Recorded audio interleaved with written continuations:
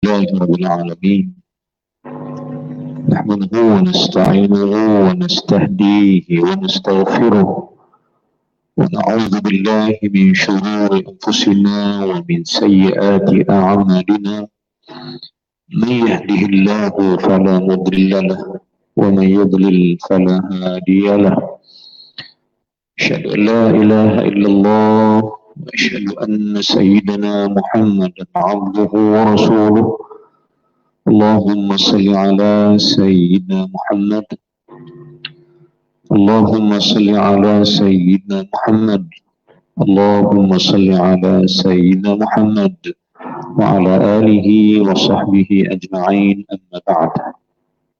Alhamdulillah, syukur lagi kepada Allah Subhanahu wa taala karena Allah masih memberi keizinan untuk kita semua hidup lagi. Sama kita sedang atau tidak sedang, kita masih diberi nyawa dan nafas oleh Allah Subhanahu wa taala. Pinjaman Allah yang dipanggil ruh masih ada. Masih Allah kekalkan. Allah tak cabut lagi nyawa kita sampai ke hari ini. Alhamdulillah, syukur banyak pada Allah taala yang mana kita masih hidup, dan dengan kehidupan yang Allah bagi ini, sama-sama kita mencari jalan untuk membetulkan balik kesilapan-kesilapan yang kita yang lalu.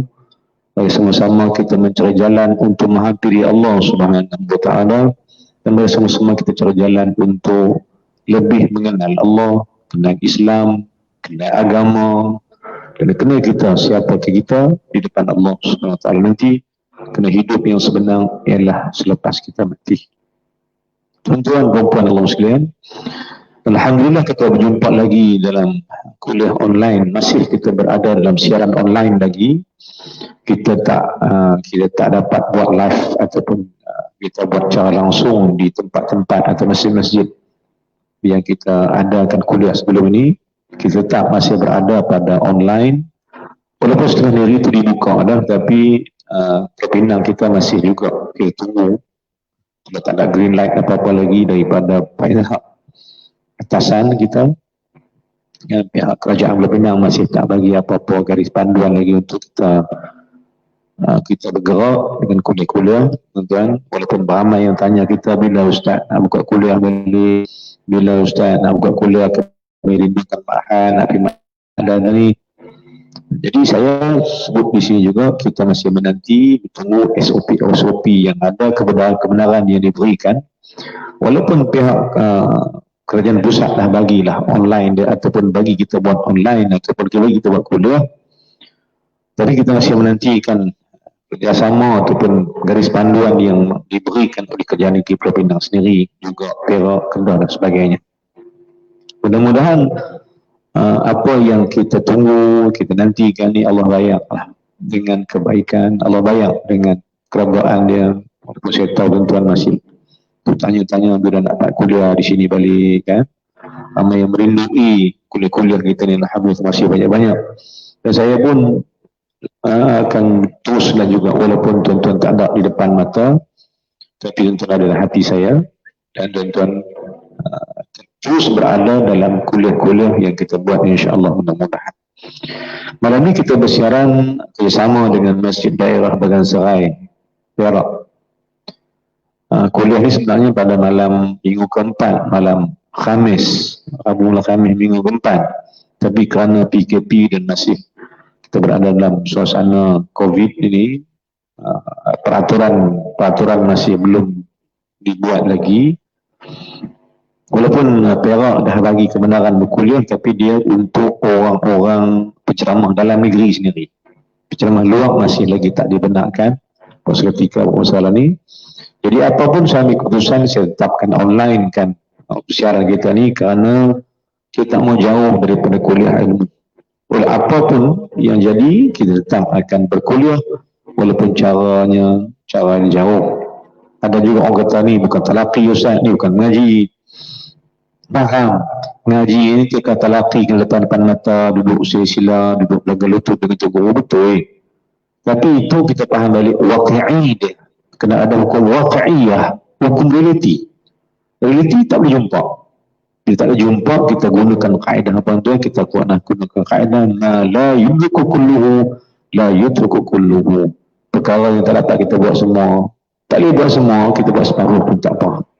Jadi untuk kita menjana dan menyediakan kuliah-kuliah juga untuk tuan-tuan tak sunyi, tak jauh dari tamu-tamu syurga Allah Ta'ala, kita terus buat bersiaran dengan cara online. Dan di Masjid Pekan Serai Perak, daerah Bangsa Perak, kita menggunakan kitab yang kita yang saya susun kena izin Allah SWT. Siap kitab ni, saya mula tulis kitab ni 2010 di makam anak angkat Nabi SAW di Jordan, di makam Sayyidina Zaid bin Al-Harithah radhiyallahu anhu. Di makam dia lah saya tulis kitab ni. Juga saya tulis juga kitab ni di depan makam sahabat Nabi SAW yang kedua, yakni Ja'far bin Abi Talib karamallahu wajhah. Ja'far bin Abi Talib radhiyallahu anhu, abang Sayyidina Ali bin Abi Talib karamallahu wajhah. Jadi saya Ja'far bin Abi Talib, saya juga tulis kitab ni di makam dia. Dan juga ada masa saya pergi ke tempat yang ketiga, atau makam ketiga Abdullah Rawahah, tuliskan kitab ni semua di depan sahabat-sahabat Nabi SAW untuk bagi keberkatan. Dan siap kitab ni 2011 kita tulis, dia kita cetak, dah ulang cetak ni sampai 3-4 kali cetak lah kitab ni. Kitab yang sebagai nama tanbih, peringatan daripada kalam-kalam yang fasih, daripada kalam sahih, daripada kitab Quran dan hadis. Kita bincangkan, kita uraikan dia daripada hadis-hadis Nabi, daripada kata-kata ulama. Kita ambil dari kata hadis Nabi dan kata Allah Ta'ala dalam Quran, kita uraikan dengan kata-kata ulama. Peringatan kalam hikmah daripada Quran dan Sunnah, kita namakan kitab ini. Kitab ini lah kitab untuk menasihati kita, untuk bagi jalan ke kita bagaimana kita nak hidup dengan lebih menghampiri Allah Ta'ala. Kerana kitab ni apa kita adab yang saya saringkan dari kitab Asas Tanbihul Ghafilin, dan juga kita ambil daripada hal-hal awliya, cerita-cerita perihal perilaku dan akhlak awliya. Nama kitab itu ialah kitab Imam Al-Khushairi, kitab dia ialah Hilyatul Awliya. Juga saya masukkan dalam sini cerita wali-wali, cerita-cerita ulama-ulama, untuk kita jadikan kekuatan pada amalan Quran dan hadis kita. Dan tuan-tuan sekalian, kita sampai pada tajuk di masjid ini, masjid daerah Pekan Serai Perak, kita sampai pada tajuk larangan, satu tegahan daripada Allah SWT, nasihat Allah Ta'ala untuk kita sekalian. Allah nasihat kita, Allah pesan kita supaya jangan kita ni suka mengumpat. Tajuk kita malam ini larangan mengumpat. Mana satu benda yang dilarang oleh Allah SWT. Maknanya kita lebihkan kepanggilan kita ni, kita bukan cari hukum luar, kerana hukuman luar tu ada, tak salat kan, itu hukuman juga. Tapi yang ni lebih kepada apa? Kepada kejahatan dalaman, larangan Allah pada pihak hati, larangan Allah pada pihak sir, rahsia diri. Kerana ramai orang yang minta maaf saya sebut, dia tak mau menyentuh. Ramai yang solat, ramai yang berpuasa, ramai yang baca Quran, tapi kejahatan diri dia, mengumpat, membuka aib orang, mencerita hal-hal orang, cerita rumah tangga orang yang tak elok, cerita diri orang yang tak baik. Ini semua benda-benda dilarang oleh Allah Subhanahu Wa Taala. Maka inilah benda yang Allah tengok, akhlak yang terbit, yang datang daripada salat kita. Bila kita rajin cakap, contohnya kita baca, kita salat, kita salat, kita baca iftitah. Sebelum kita takbir Allahu Akbar, iftitah lepas itu, baca Fatihah pula lepas itu, baca surah Quran pula lepas itu, baca tasbih, baca semua benda-benda kebaikan. Maka bila salat kita baca kebaikan, kita baca doa, kita baca ayat Quran, kita baca firman Allah Ta'ala, kita baca ada doa dari hadis Nabi SAW, semua benda baik. Tapi tuan-tuan, terlatihkah kita bila kita salat, kita baca Quran, ayat Quran yang baik, terlatih tak lidah ini untuk berhenti daripada cakap hati elok. Kita salat, kita baca hal elok, kita baca pilih surah-surah yang baik, Fatihah baca elok, mau lagu lagi, yang taranum lagi kita letakkan dia, bacaan pun kita cari rasa sedap. Dan kita baca doa yang baik, memilih doa-doa yang baik masa selepas salat, kita doa yang terbaik. Maka lidah kita sebenarnya kita ajar baca hal elok. Lidah kita ajar berkata yang baik-baik. Dalam salat, tiba-tiba luar salat, lidah yang baik tadi, yang baca perkataan yang baik, yang baca firman Allah Ta'ala, yang baca doa-doa hadis Nabi SAW, yang berdoa dengan kalam-kalam yang baik, tiba-tiba habis sembahyang, dia kata ke orang.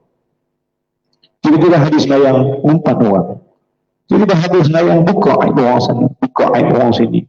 Maka seolah-olah salat tak memberi kesan, salat tak memberikan kebaikan. Maka inilah yang kita pentingkan. Kita tanam pokok, saya ulang-ulang, kita tanam pokok bukan namakan pokok, kita namakan buah. Kita salat bukan salat itu, buah salat itu yang kita pentingkan. Apa buah salat? Akhlak daripada perkataan, akhlak daripada perbuatan, dan akhlak pengakuan kita kepada Allah, kita hamba dia Tuhan. Apa akhlak? Daripada baca yang baik. Apa akhlak? Baca surah-surah yang baik. Apa akhlak yang terbit daripada doa-doa baik semasa salat? Tentu jawab dia, akhlak kita itu akhlak yang baik. Kita cakap hal elok, kita tak buka aib orang, kita tak akan bukakan kesilapan orang pada orang lain. Sekarang kita bersalat, kita baca hal yang baik. Kerana apa? Kalau kita baca benda yang tak baik dalam salat, salat kena tolak. Sama juga tuan-tuan, bila kita keluar bersalat, kita cakap benda tak baik, ketahuilah kita ditolak oleh Allah Ta'ala. Na'udzubillah min dzalik. Kita nak salat Allah terima, tapi kita ni kita nak Allah terima kan? Sedangkan doa Nabi Ibrahim AS yang pertama, kalau tengok muka 20 ayat 126-27, firman Allah Subhanahu Wa Taala muka 20 bagi ayat di atas sekali. Doa Ibrahim yang pertama, Rabbana taqabbal minna. Ya Allah, ya Tuhan kami, kau terimalah kami ni. Maknanya apa kan? Kita minta Allah terima kita dulu. Lepas tu kita minta Allah terima amal-amal kita. Kerana amal kita yang baik, Allah takkan ambil jika sekiranya kita tak jadi orang yang baik. Salat itu baik, Allah akan terima. Tapi bila melamai daripada orang yang Allah tak terima, bermakna amal juga Allah tak terima. Maka kita minta Allah terima kita. Baik, soalan dia, bila Allah terima kita? Jawab dia, apabila Allah terima kita. Apabila Allah terima kita, Allah akan terima segala amal-amal kita. Jadi bila kerana amal kita baik, diri kita jadi baik. Begitu kita baik, Allah akan terima kita sebagai hamba-Nya yang direda. Tuan-tuan dan puan sekalian. Baik.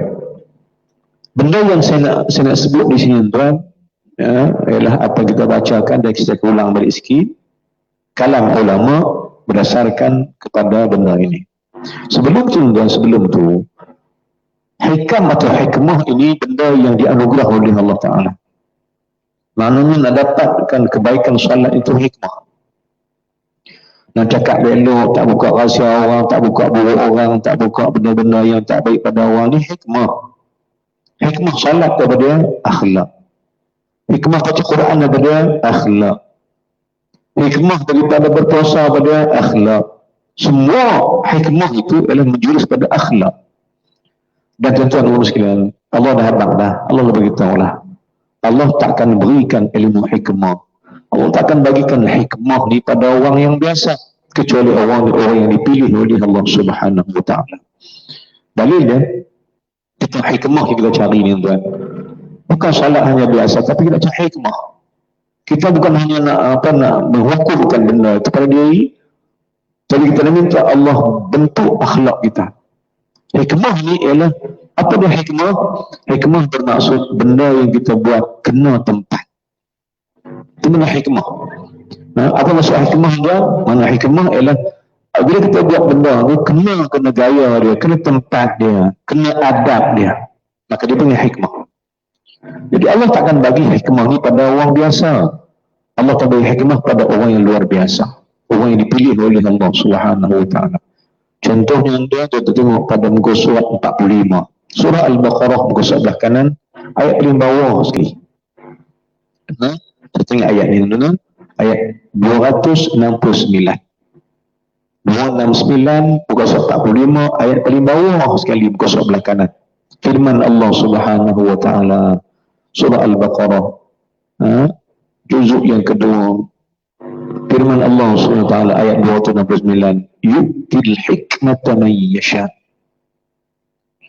Yu'til hikmah, diberikan, yu'tal hikmah, Allah akan berikan hikmah itu liman yasha, pada orang yang dia kehendaki. Wa man yu'tal hikmah, barang siapa yang diberikan oleh Allah hikmah, faqad utiya khairan katsiran, dia masuk qad itu.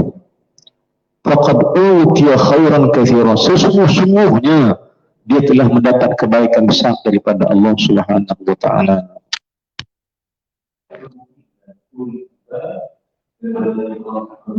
Kecuali pada orang yang sudah jauh dari itu Allah Subhanahu wa taala, kecuali orang yang mungkin dan orang sebelum akan untuk Allah Subhanahu wa taala. Baik, maka itu Allah yang tahu. Jadi kita juga Allah kita kita satu antara kita harus menghubungi Allah. Biasa hikmah tidak nampak berapa gitu. Apa nak buat? Apa nak tak boleh dibuat? Hikmah diukur hikmah. Sebetulnya hikmah diukur oleh Allah. Tidak betul-betul berlaku selama. Sebetulnya hikmah diukur oleh Allah. Nabi Sallallahu Alaihi Wasallam salah-salah. Sebetulnya hikmah diukur oleh Allah. Orang saleh oleh Allah, oleh Allah mempersiapkan cara yang dia hati bersih. Berarti masih ada rasa macam, hati masih ada rasa kalau hati masih ada rasa asma'u, hati masih rasa terbaik itu. Baik. Lalu bersihkan hati dan diri untuk Allah Subhanahu wa taala. Kalau kita ngomong, kalau kita ngomong soal insyaallah kalau hikmah itu Nabi Isa alaihissalam berkata tentang istighfar ini. Terdapat lawan. Kata ulama, Nabi Sallallahu Alaihi Wasallam bertanya kepada sahabat. Nabi Isa alaihissalam, apa kata Nabi Isa tentang ini? Kata dia, bagaimana kamu melihat sesuatu tidur sedangkan aurat yang Nabi Isa alaihissalam, apakah tidur, sahabat nampak tidur, kawan nampak tidur, aurat itu terbuka, agak-agak nak buat apa? Kan ada Nabi bagi satu misal, satu contoh. Ulang balik Nabi Isa tanya apa kat sahabat dia? Kalau hampa tengok, apabila kamu lihat sahabat kamu sedang tidur, yang mana sedang tidur dia mana tahu kan, dia tak sedar, auratnya terbuka, tersingkaplah betih dia, paha dia ke apa, contoh kawan ke. Maka lebih sebab tanya sahabat-sahabat, kalau hampa tengok sahabat kamu tidur terbuka aurat, apa yang kamu buat? Dia kata kami tengok malu, kami tutup lah. Kami tutup lah, kesian kat dia, kami tutup. Kami ambil kain dia atau kami ambil kain lain, tutupkan diri dia yang terbuka aurat itu. Kata sahabat-sahabat lain. Maka jawab sahabat-sahabat macam itu, maka Nabi Isa kata, bahkan sebenarnya hampa buka dia. Hampa tak tutup sebenarnya. Bila hampa nampak kau gambar tidur, terbuka aurat, bukan hampa tutup, ada buka lagi. Baik, sahabat tanya bagaimana begitu wahai Nabi Isa alaihissalam. Nabi Isa kata apa? Begitulah yang hampa lakukan kepada sahabat hampa. Hampa tengok dia tersilap, hampa buka buruk dia kat orang lain. Hampa nampak kepada dia tu tersilap, tersalah pada pelakuan hampa, bukan hampa nak betul. Bukan hampa nak betul dia, hampa buka dia. Buruk lagi, bermakna apa dia? Dengan hampa tak tutup aib dia, tapi hampa buka aib dia, hampa buka semua aurat-aurat dia sampai dia mati. Tujuan Allah sekalian. Ini Nabi Isa kata pada sahabat-sahabat. Misal yang Nabi buka kepada sahabat-sahabat nak kata benda buruk yang pertama yang kita selalu buat ni ialah mengumpat. Dan kita ni payah nak berhenti ni. Saya faham tak ada siapa pun kita ni yang tak bisa mengumpat orang. Kata Allah kalau ada angkat tangan tengoklah. Kalau ada saya tak nak mengumpat orang Ustaz. Kan? Saya tak nak kata ke orang Ustaz, saya tak nak mengumpat orang. Pastinya sama-sama kita ni ada. Kadang-kadang suami sembang dengan kawan, cerita pasal buruk isteri. Isteri pula sembang kawan dia, terbuka buruk suami. Anak pula pikau sembang kawan dia, buka buruk mak ayah dia. Kan? Ayah mak pula kadang-kadang sembang buka buruk anak-anak. Pakai buka. Jom sembang kawan-kawan, buka buruk kawan. Seronok sembang buku orang. Tujuan juga kita tahan balik. Apa kita rasa kalau orang buka buruk kita? Tujuan Muslim. Maka Allah larang mengumpat ini. Satu dosa yang terbesar, tuan. Yang kita nak buat seluruh hari ialah dosa mengumpat. Kita tahu kita di dosa tapi seronok juga buat. Kena terlupa kita. Sebab itu kita nak kena peringat. Tanbih ghafili ingatkan. Mailah peringatan kelah hikmah ni nak peringat kita supaya jaga. Cuba jaga sedaya mungkin. Jangan buka buruk orang sama sekali. Kalau orang mengumpat dia. Jangan ditumpang sekaki, tumpang sekolah, tumpang semeja. Kerana tuan-tuan, kerana hadis Nabi SAW. Kata Nabi SAW, kata ulama-ulama, auhallahu subhanahu wa ta'ala ila Musa alaihi salam. Kan? Pasal apa kita nak berhenti daripada kita diumpat orang? Pasal apa kita nak berhenti daripada kata ke orang? Kerana mai satu hadis, mai satu kata-kata daripada wahyu Allah kepada Musa alaihi salam. Auhallahu subhanahu wa ta'ala ila Musa alaihi salam. Allah sampaikan satu pesanan kepada Musa alaihi salam kepada Jibril. Auha, diwahyukan kepada Musa alaihi salam daripada Allah Ta'ala dari Jibril. Apa yang Allah habang kat Musa alaihi salam ni kan? Kata Allah Ta'ala pada Musa alaihi salam, apa yang Allah kata? Man mata taiban minal ghibah fahuwa akhiran man yadkhulul jannah. Kata Allah Ta'ala pada Nabi Musa AS, man mata taiban minal ghibati fahuwa akhirun man yadkhulul jannata. Apa dia maksudnya? Allah wahyu kepada Musa AS, kata Allah Ta'ala, siapa mati dan sebelum dia mati sempat bertobat daripada dosa mengumpat. Allahu Akbar. Mana? Apa yang ada? Apa yang Allah pesan kepada Musa AS? Wahai Musa, Allah pesan kat Musa ni benda yang sama Allah pesan kat Nabi Muhammad SAW. Ini yang kita pesan kepada semua orang. Siapa saya dari saya juga. Baik, apa yang Allah pesan? Bukan pesan kat Musa saja, pesan kat semua Nabi-Nabi. Dan juga pesan Allah pada untuk Nabi Muhammad SAW, Nabi kita, yang Nabi pesan kita supaya kita berhati-hati dan jaga-jaga bab ni. Apa dia Nabi kata? Apa yang Allah kata kat Musa AS, man mata taiban minal ghibah, barang siapa yang nak mati, sebelum mati sempat ia bertaubat. Taiban, dia sempat bertaubat. Dia sempat bertaubat minal ghibah, sebab bertaubat daripada dosa mengumpat. Fahuwa akhiru, maka dialah orang terakhir yang Allah pilih masuk syurga. Subhanallah.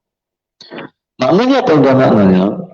Kalau kita nak masuk syurga, kita ada dosa mengumpat, kena taubat. Kerana satu syarat masuk syurga tuan ialah mati sempat bertaubat daripada dosa mengumpat. Ini wahyu Allah kepada Nabi Musa AS. Nabi kata apa? Allah kata apa? Siapa-siapa yang sempat bertobat sebelum dia mati, bertobat itu bertobat apa? Bertobat daripada mengumpat, maka dialah orang yang akhirin, orang terakhir sekali yang Allah masukkan dia ke syurga. Maknanya kesimpulan satu hadis ni, kesimpulan dia, siapa ingin menuju syurga Allah Ta'ala, dia pastikan tidak malam bertobat kepada mumpat. Minta Allah ampun dosa tobat. Dia tobat, antara tobat semua dosa, tapi tuan-tuan, kita minta juga Allah ampun dosa kita. Juga tobat khusus, antaranya tuan, bila kita buka balik hadis ni, rupa-rupanya masuk syurga itu disebabkan dan bertobat daripada mengumpat. Juga tobat daripada mengumpat setiap malam. Juga tobat. Ambil wudu, tobat pada Allah. Istighfar banyak pada Allah Ta'ala. Macam kita bincang malam sebelum ni kan. Maka apa kita nak buat? Semua tidur malam. Jadi orang soleh. Pertama, istighfar. Keduanya, sembahyang tobat. Ketiga, hisapkan diri kita ni. Adakah termasuk di kalangan orang yang bersedekah? Kalau ada ketiga tu, kita tobat, antara tobat kita pada Allah ialah kita minta Allah ampun dosa disebabkan kita ni mumpat. Baik, maka siapa-siapa menuju syurga, Allah katakan Nabi Musa AS, tobatlah dia. Kerana siapa sempat bertobat daripada mengumpat, dia Allah akan masukkan ke syurga. Tapi bukan awal, belakang sekali, akhir.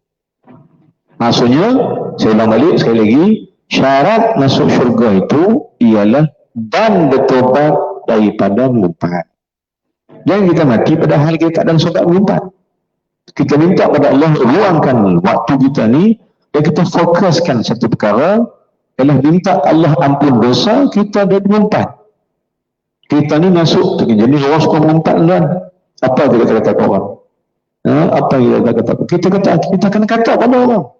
Benda tak kena pada mata kita, tak kena pada nafsu kita, tak kena pada hasrat hati kita, kita kata. Itu. Jadi tuan-tuan, mengumpat ni semua orang ada. Cuma yang tak ada ni, mungkin tak ada orang yang suka bertobat daripada mengumpat. Mengumpat ada pada kita semua, tapi mungkin tak ada orang yang suka bertobat daripada mengumpat. Sedangkan Nabi apa? Nabi Musa dipesan oleh Allah Ta'ala, siapa sempat bertobat sebelum dia mati, sempat tobat pada dosa riba, dosa mengumpat, maka Allah masukkan ke syurga. Tapi terlelah sekali. Dan Allah kata apa lagi? Yang kedua, Allah kata, wahai Musa, man mata musirran 'alaiha fahuwa awwalu man yadkhulun nar. Tetapi Allah kata, siapa yang mati dalam keadaan mengumpat, siapa yang mati pada tak sebab tobat dan mati ia dengan dosa mengumpat, maka Allah kata dialah orang yang pertama masuk neraka Allah Ta'ala. Allahu Akbar, na'udzubillah. Nah, ta'amalan beratnya dosa mengumpat ni. Berat sungguh dosa mengumpat. Tapi inilah benda yang kita kata tadi. Mengumpat ni cukup suka kita. Kita suka. Apa nama mengumpat? Ribah ni pada diistilahkan dengan ribah. Bahasa Melayu kita kata mengumpat. Bahasa Arab kata ribah. Ribah ni adalah ghaib. Apa dia ghaib? Maknanya dia tak ada depan kita cerita pasal dia. Kita habaq dia lagu ni. Dia tak ada. Kita sembang kawan dia ni, tahan tu ada dia ni. Dia tak ada depan tu, maka kita beri ribah. Dia ghaib daripada kita kata dekat dia.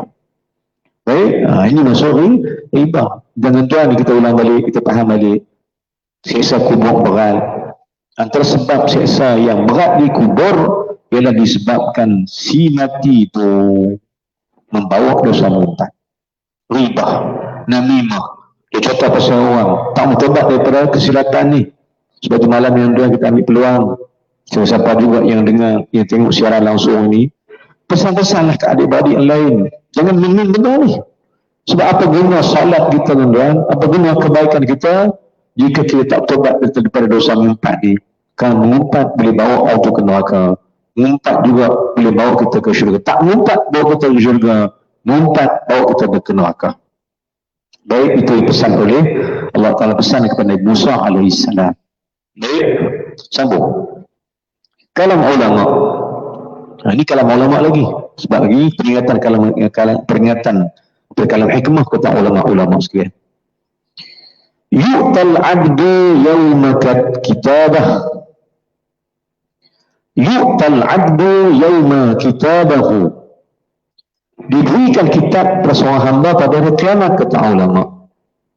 Fala yura fihi hasanatan. Maka bila diberi kitab, kita amalan dan Allah beri di hari kiamat. Di hari kiamat nanti Allah beri kita amalan kita sekalian. Kata ulama, kita akan ambil kitab kita amalan kita, Allah akan bagi, kita akan ambil. Bila dia beri tangan dengan apa, dengan Allah Ta'ala beri, di tangan kanan kita mengambil, faman utiya kitabahu biyaminihi, kata Allah Ta'ala, bahawa siapa yang menerima kita amal tangan kanan, maka dia berada pada redha Allah. Tapi barang siapa yang menerima kita tangan kiri, maka dia akan berada pada kemurkaan dan neraka Allah Subhanahu wa Ta'ala. Jadi ulama kata apa? Siapa-siapa yang abdi, hamba-hamba yang menerima kitab pada hari kiamat, dia kata diberikan seseorang hamba itu diberikan kitab oleh Allah pada hari kiamat. Tiba-tiba dipegang-pegang kitab tu, dia kata fala yura fihi hasanatan. Dia pegang kitab dia tengok dalam kitab dia tak ada pun kebaikan, taklah tercatat akan hasanat, pahala tak ada. Tuan-tuan bayang kitab catatan amal yang dia buat sembahyang, dia puasa, dia buat macam-macam ni, dia dituliskan kebaikan, kita rasa banyak kebaikan, kita rasa sembahyang ada pahala, kita rasa ada apa, puasa ada pahala, kita rasa apa, buat baik orang tu banyak pahala, betul, baca Quran dan sebagainya. Tiba-tiba nanti pilih, ulama kata pilih depan Allah, terima-terima kitab, buka-buka tak ada apa, hasanat tu tak nampak, tak ada hasanat. Fala yura fihi hasanatan, dia tak nampak pun kebajikan yang ditulis dalam kitab tu. Ni jadi kat Allah, jadi kat seseorang. Maka fayaqulu, dia pun tanya malaikat, aina salati wa siyami wa ta'ati. Dia kata ke Allah, ya Allah, mana pahala aku, mana pahala salat aku, mana pahala puasa aku, mana pahala hasanat aku, mana pahala taat aku pada kamu, ya Allah.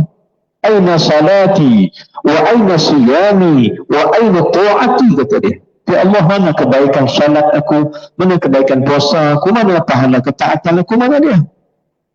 Maka Allah kata ada, fayuqal zahaba amaluka kulli. Malaikat habaq kat dia, sebenarnya pahala kamu telah hilang segala-galanya. Kamu telah hilang segala-gala kebaikan. Zahaba amaluka kulluhu, hilanglah segala amal kebaikan kau itu sekaliannya. Malaikat kata kat dia. Sebab apa tuan? Sebab apa? Sebab apa jadi gitu? Pasal tak hilang. Amalmu hilang kerana engkau banyak mengumpat orang. Malaikat kata gitu. Tak ada kebaikan pada kamu. Kerana kau sibuk mengumpat manusia, kau sibuk kata buruk pada manusia, kau sibuk membuka aib manusia, maka Allah Ta'ala akan menghilangkan segala pahala kamu. Nah, ini yang disebutkan oleh para ulama-ulama sekalian. Tuan-tuan ulama sekalian. Sebab tu saya ulang balik lagi sekali. Kita belajar fiqah, kita belajar beramal. Kita belajar fiqah, kita belajar beramal. Amal banyak, enggak? Contoh saya percaya tuan baca Quran banyak. Saya dalam ramai-ramai sejak PKP sebelum Ramadan, masuk Ramadan sampai hari ini, tuan. Kita buka lah peluang-peluang untuk kita baca Quran. Cara grouping. Ada grup baca Quran.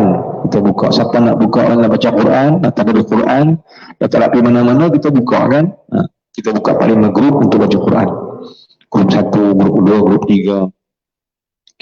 Dan ramai lah. Baru ni bila mana PKP tak mana ramai yang baca. Ada yang dapat baca 1 hari zuzu. Ada. Alhamdulillah.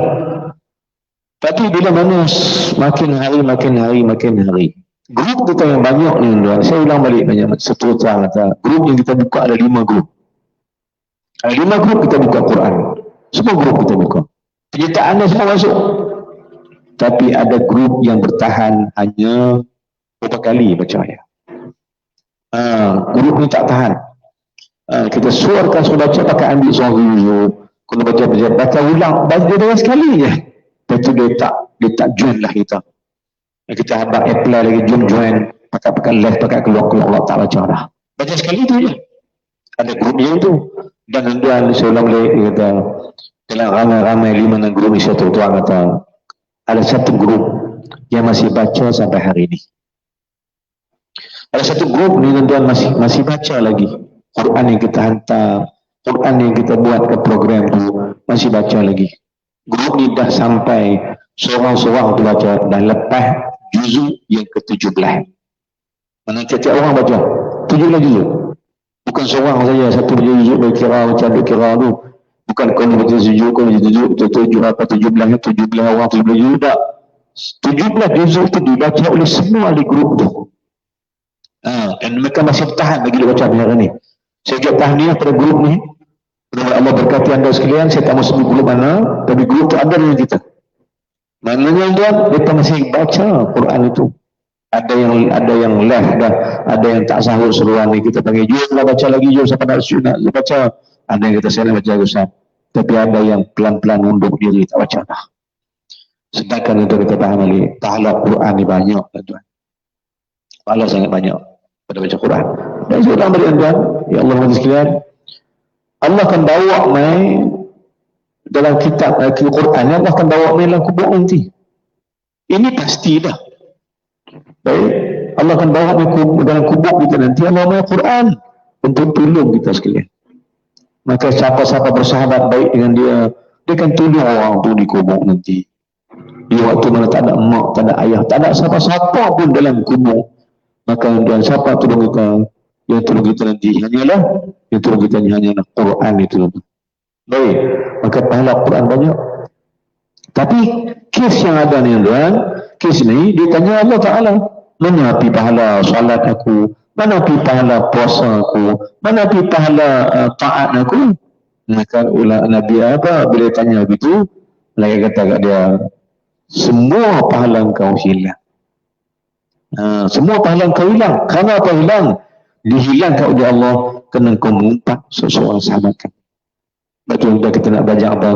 Kita bukan hanya belajar beramal, kita bukan hanya saja belajar nak beramal, nak perbanyakkan amalan, tapi kita nak kualitikan amalan kita. Soalan dia, di mana kualiti amal? Jawab dia, kualiti amal kita ialah bila kita ada ilmu menjaga pahala amalan. Dan kita ada ilmu buat amalan saja, tuan. Kita mungkin ada ilmu baca Quran, buat amalan. Kita mungkin ada ilmu salat, kita salat. Kita pasti akan ada amal-amal, ilmu-ilmu amalan lain. Mana buat haji ada ilmu, nak buat umrah ada ilmu, baca Quran ada ilmu. Tapi itu ilmu amalan. Sedangkan satu ilmu lagi ialah ilmu menjaga pahala amalan. Apa dia ilmu ni? Inilah ilmu yang kita baca ni. Ilmu at-tasawuf, ilmu akhlak. Bagaimana kita nak berakhlak dengan orang ramai. Maka mengumpat ni satu akhlak buruk kita dengan orang. Mengumpat ni satu akhlak teruk dan buruk kita dengan manusia lain. Sebab itu tuan Allah sekalian, kita nak minta Allah Ta'ala bantah kita untuk berhenti daripada mengumpat ni. Sebab itu kalau kita ada benda-benda macam ni kan, jika adalah benda-benda yang macam ni, kita nak minta Allah Ta'ala hapuskan dosa-dosa kita itu dengan kerana apa? Dosa mengumpat ni dia takkan bawa kita pada kebaikan dunia dan akhirat. Datang terbang masuk mata apa lah. Tak apalah. Baik tuan-tuan sekalian. Jadi pahala banyak.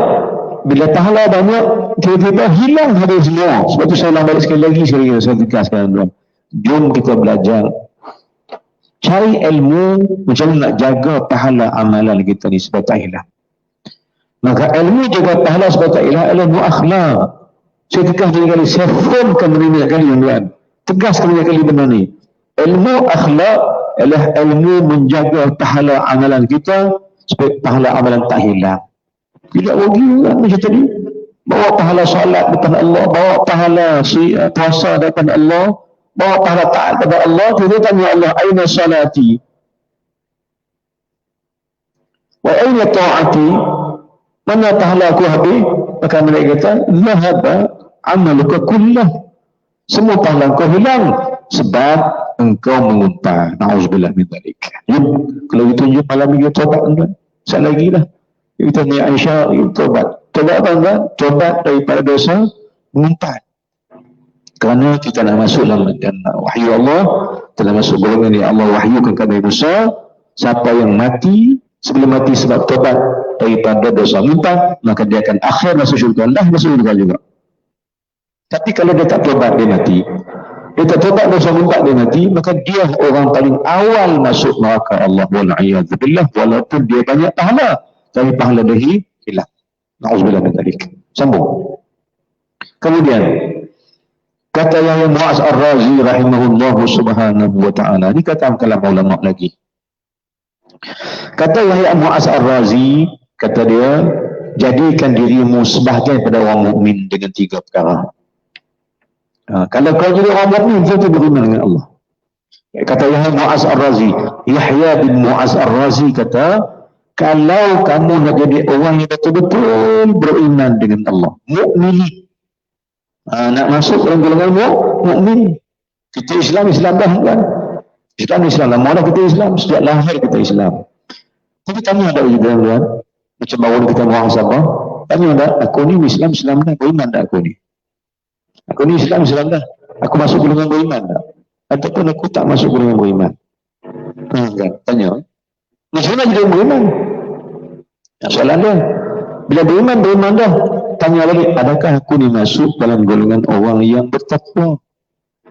Masih ada lagi. Ada Islam, ada muslimin, ada mukminin, ada yang muttaqin, ada yang mukhlasin, muhsinin. Banyak lagi kan?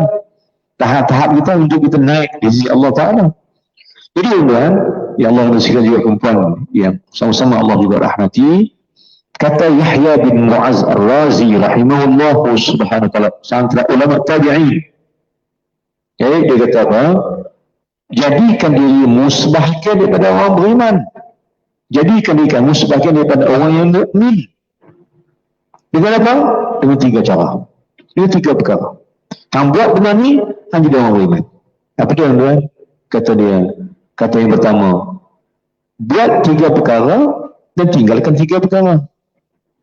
Apa dia? Kata dia yang pertama, jika engkau tak dapat untungkan seseorang, jangan pula kau rugikan dia. Kan? Kalau tak boleh beri untung kawan tu, jangan beri dia rugi. Kan? Tak boleh buat baik kat dia, jangan buat jahat kat dia. Maksudnya gitu. Kalau boleh buat baik kat dia, buat baik. Tapi kalau tak boleh buat baik kat dia, jangan buat jahat kat dia. Contohnya, sebagai contoh kan. Ada orang minta sedekah, kita katalah sebagai contoh lah. Kita jalan, ke tepi jalan, tiba-tiba ada orang minta sedekah. Minta sedekah kat kita ni pun, kita pun miskin juga katanya. Katalah kita miskin, kita ni bukan miskin kan. Lebih kadang-kadang miskin iman je lah. Nak bagi ke orang hak kita ni pun tak payah kadang-kadang. Kecuali orang yang dia beri keberkatan oleh Allah, boleh lah. Kita sebagai contohnya, kita jalan, tiba-tiba mai orang miskin minta. Minta apa? Minta, cik, jangan duit sikit saya, cik. Saya pun lapar tak makan ni. Kan? Kita ada, kita pun RM1, katalah.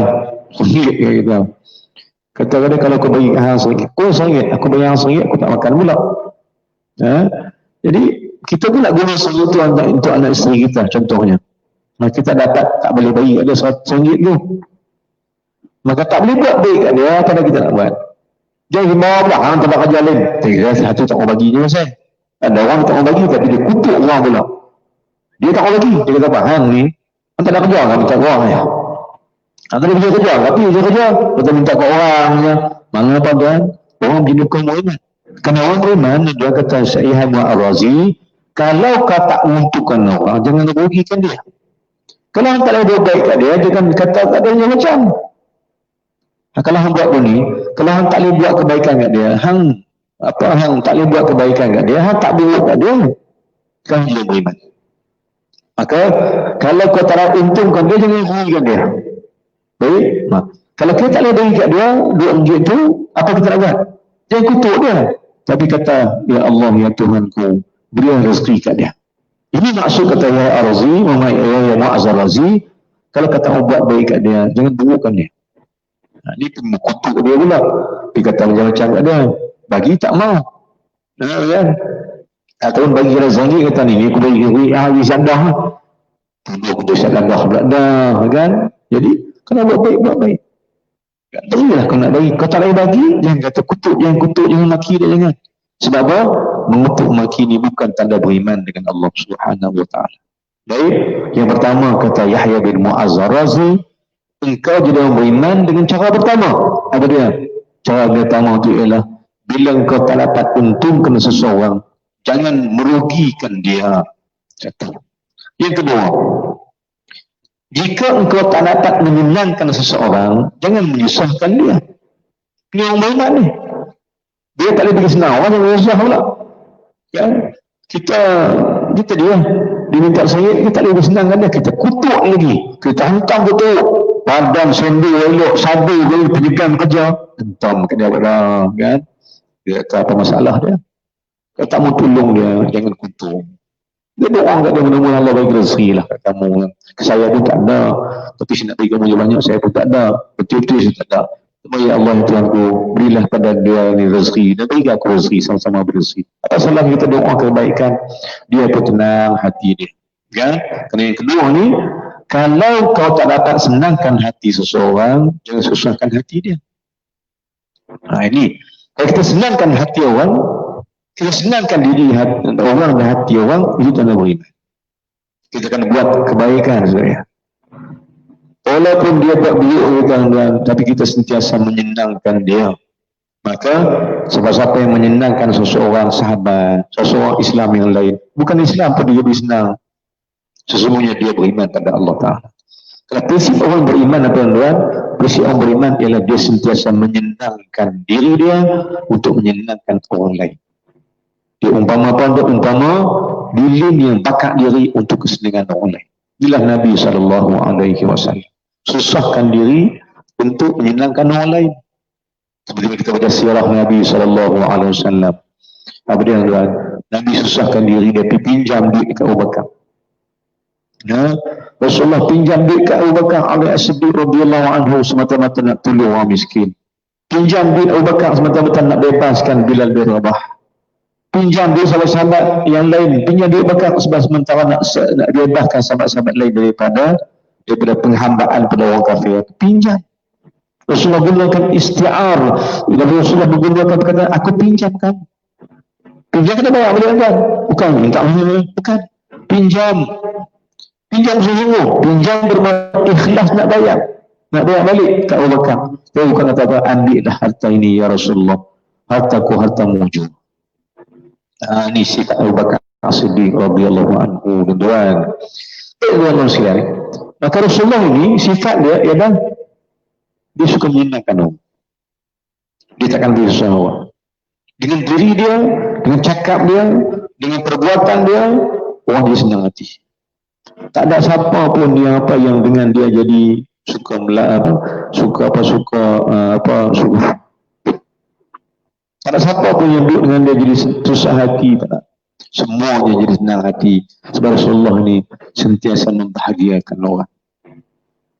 Dia cakap bab bahagia ni, tuan. Dia cakap bab bahagia ni. Bagaimana kita dapat bahagiakan orang? Soalan dia. Macam mana anak boleh bahagiakan mak ayah? Macam mana abang boleh bahagiakan adik-adik? Bagaimana mak ayah boleh bahagiakan anak-anak? Bagaimana kawan boleh bahagiakan kawan? Soalannya, bila kita boleh bahagiakan orang? Saya jawab, kita akan dapat bahagiakan orang apabila kita termasuk dalam kalangan orang yang berbahagia. Kan? Kita akan bahagiakan mak ayah kita bila kita bahagia dengan Allah Ta'ala. Allah berikan kebahagiaan. Sebab itu kita doa pada Allah, Rabbana atina fid dunya hasanah. Hasanah itu bukannya kebaikan. Hasanah adalah kebahagiaan dunia dan kebahagiaan akhirat. Baik, maka bahagia ini datang daripada Allah Subhanahu Wa Taala. Allah berikan bahagia. Jadi tuan, Rasulullah adalah orang yang bahagia, tenang hati dia. Dia tak bimbang apa pun, makan pun dia tak pakai sangat, apa yang ada dia syukur pada Allah, tak terliga-ligan, tak terginja-ginja nak dapatkan dunia. Dunia Allah tawarkan dunia dia tak mau. Sebab itu dia bahagia. Maka siapa ada Allah bahagia. Siapa tak ada Allah berita. Itu tanda dia. Maknanya kita nak faham balik sana, kata hikam, kata ulama hikam kata, bila sayang Allah ada di hatimu, maka kau akan bahagia selamanya. Bila Allah sayang kamu, Allah takkan kasih sayang Allah pada kamu, kita akan bahagia selamanya. Dan bila mana Allah tak berikan kita kebahagiaan, biar orang tawarkan kita duit ringgit banyak pun kita akan bahagia. Kerana bahagia bukan dengan duit ringgit, bahagia sebenar ialah pada redha Allah Subhanahu wa taala. Jadi soalan dia, siapakah orang? Bila kita dapat bahagiakan orang, jadi bila kita bahagia, kita tenang, kita seronok. Bila kita bahagia, kita dapat bahagiakan orang. Contohnya, saya contohkan seorang penyanyi pop atau penyanyi rock atau penyanyi apa atau pentah. Kan? Dia nak bagi orang bahagia ni. Dia nak mengembirakan orang di bawah, penonton-penonton di bawah. Sedangkan dia pun serabut dengan dadah dan sebagainya. Na'udzubillah, contohnya kan. Penyanyi barat contohnya. Dia hiburkan pengikut-pengikut dia hiburkan peminat-peminat dia, padahal dia pun tak bahagia. Maka orang di bawah ni bahagia sementara, seronok je, tak bahagia selamanya. Maka saya jelaskan balik tuan-tuan, kita ajaklah keluarga kita bukan cari seronok. Jangan ajak anak-anak kita, keluarga kita cari keseronokan, tapi kejarlah kebahagiaan. Seronok ada dengan dunia, bahagia ada dengan akhirat. Seronok ada dengan manusia, bahagia ada pada Allah dan Rasulnya. Maka siapa dapat bahagia, cari Allah. Siapa dapat bahagia, cari Nabi SAW. Kerana siapa yang ada Allah dan Rasul, bahagia selama-lamanya. Dan siapa yang mencari dunia, derita walau dibaluti dengan emas, perak dan sebagainya. Baik. Yang kedua kata Yang Mu'arazi, saya kembalikan balik perbincangan kita. Kata Yang Mu'arazi yang kedua, sifat beriman yang kedua ialah engkau jangan menyusahkan orang jika engkau tak dapat menyenangkan dia. Cari-cari jalan nak bagi orang senang.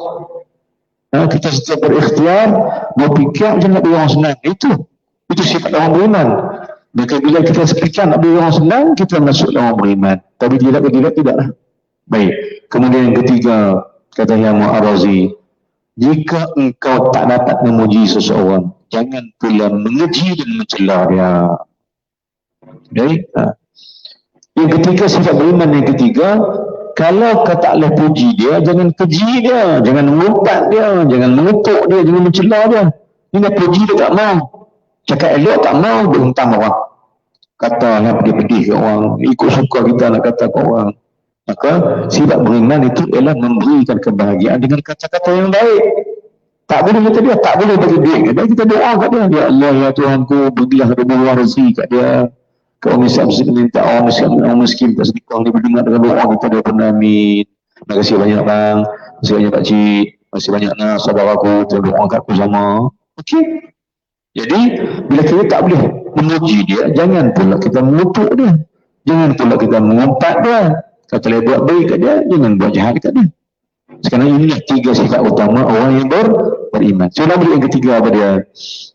Kata Yahya Mu'arazi, jika engkau tidak dapat memuji seseorang, jangan pula engkau mengejinya dan mencela dia. Kerana mencela itu sifat orang munafik dan bukan sifat orang yang beriman. Memuji sahabat, mengajak daripada kebaikan itu sifat orang beriman.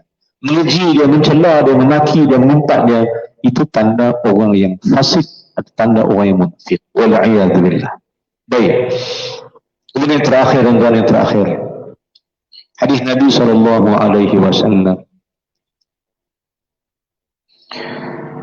Seorang Nabi bersama sahabat, ini cerita. Nabi bersama sahabat dalam satu majlis. Nabi dalam sahabat dalam satu majlis. Anna rajulan qama 'inda Rasulillah sallallahu alaihi wasallam. Dan sesungguhnya datang seorang lelaki berdiri di sisi Nabi sallallahu alaihi wasallam. Fara'au fi qiyamihi ajzan.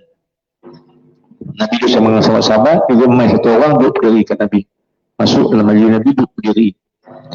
Tapi Nabi dia mai kat Nabi, sahabat-sahabat dia tengok dia berdiri itu dengan lemah, tak larat. Dia yang sakit tu. Dia berdiri dia lemah, tak larat, sakit. Rasulullah dengan sahabat-sahabat berbincang pasal agama. Dia mai satu seorang sahabat lain, orang lelaki lain mai masuk dalam majlis Nabi itu, dia kata tak larat, letih, sakit macam sakit itu. Dia dengan ajzan, dengan lemah. Faqalu, maka berkata mereka sahabat-sahabat itu, ma a'jaza fulanan, lemahnya lelaki-lelaki itu. Sahabat-sahabat dia kata, dia tengok dia lemah, dia kata, teruk sungguh dia, tak larat sungguh dia ni. Sahabat-sahabat dia kata itu kan, sama cakap sama-sama dia kan, kita katakan sahabat yang tak larat tu, dia kata, teruknya kau ni, tak sihat dia ni. Maka bila dengar itu, Nabi kata apa kat sahabat-sahabat yang kata begitu? Sahabat-sahabat yang kata, ini teruknya, kesian kat dia. Maka apa dia Nabi katakan sahabat ni? Nabi kata, faqala Rasulullah sallallahu alaihi wasallam. Nabi kata kat kawan-kawan lain, sahabat-sahabat Nabi lain ini, hamba tahu tak pasal apa jadi begitu?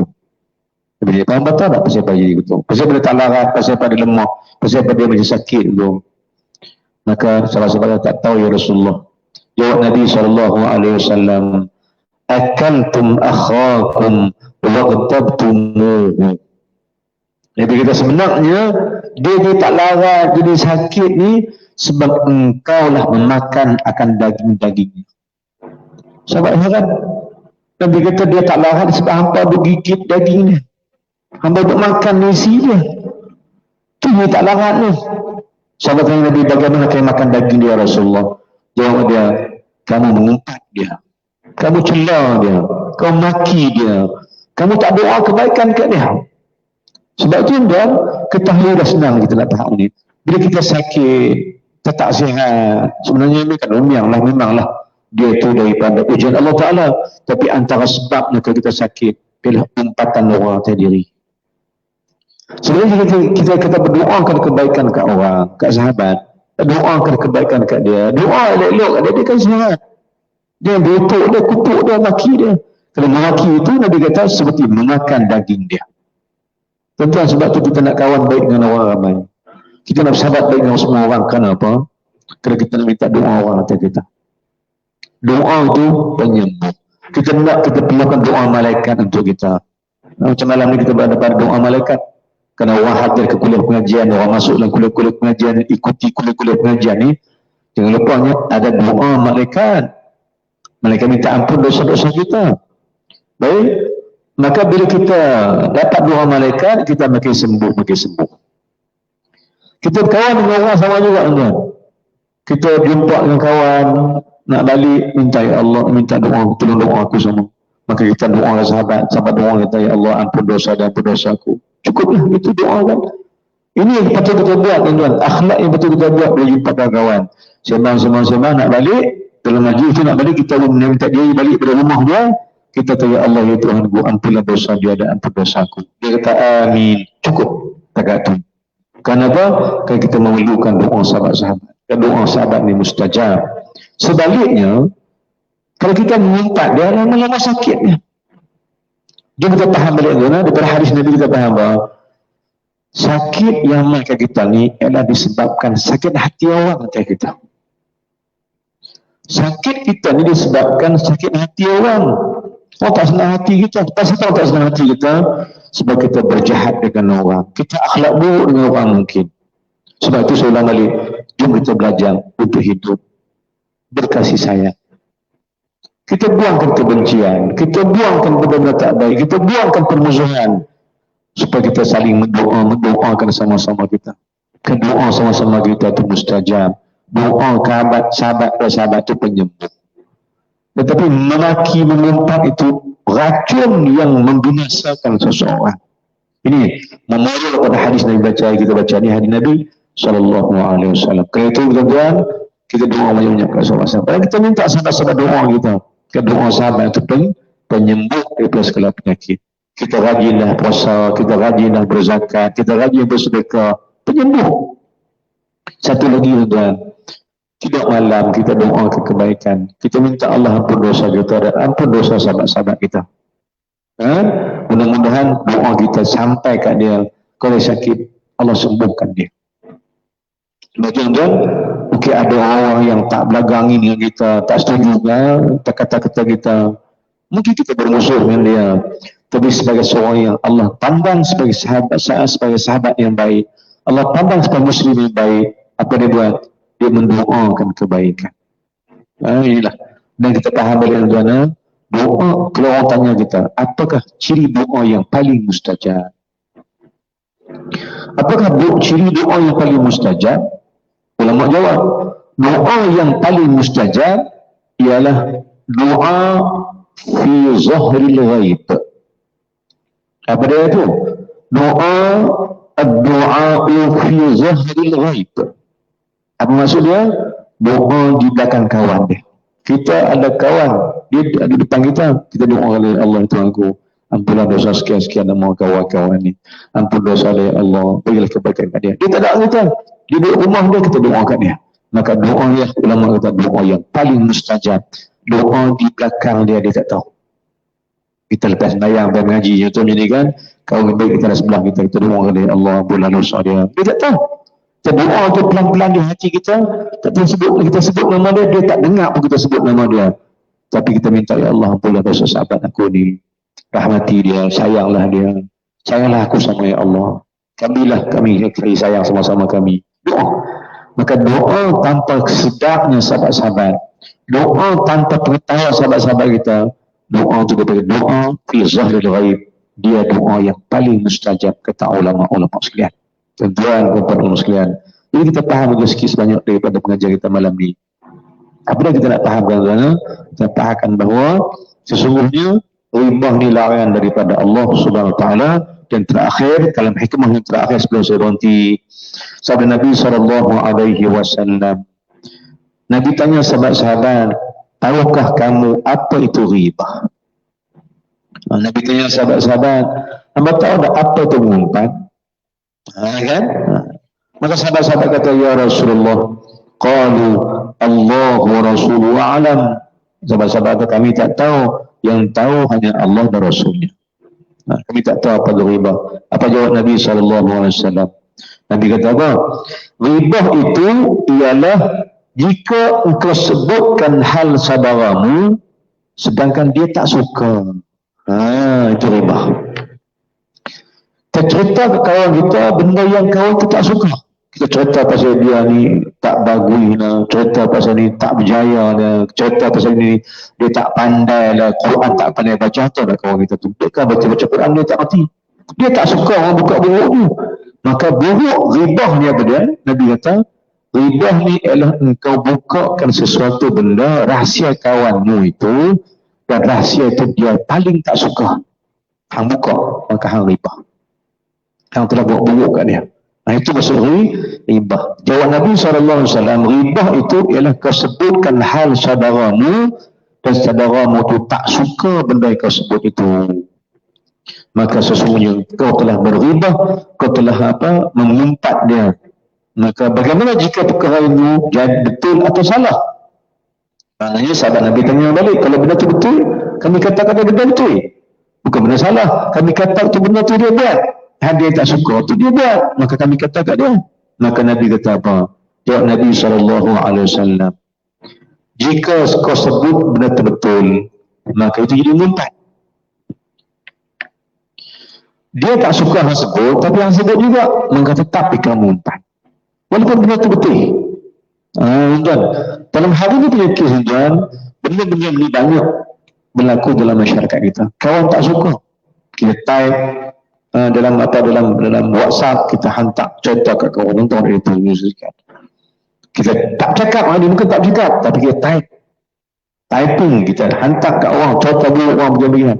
Maka ini satu jenis dosa besar yang kena tobat pada Allah Ta'ala. Baik, Nabi kata lagi, kalau hang cerita kat dia benda tu betul, tapi dia tak suka, maka dikira mengumpat juga hang. Benda tu betul, Nabi kata hang cerita tu benda betul, tapi dia tak suka. Dia tu tak suka lah orang cerita pasal dia pernah merompang, mencuri duit orang. Dia tak suka. Dia buka, kita buka abang tu, dia hantar lah dia tu pernah ambil duit aku. Kita tak tahu. Dia tak suka, kawan tu tak suka kita buka buruk dia, tapi kita buka juga, maka tu dikira mengumpat. Walaupun pernah dia ambil duit kita betul. Nabi kata apa? Kalau benda betul hang buka, dia tak suka, tetap jadi mengumpat. Tetapi Nabi kata, jika benda tu salah, hang peduli dia, maka hang telah buat fitnah besar dekat dia. Maka dosa fitnah lebih berat daripada segala dosa. Al-fitnatu asyad minal qatl.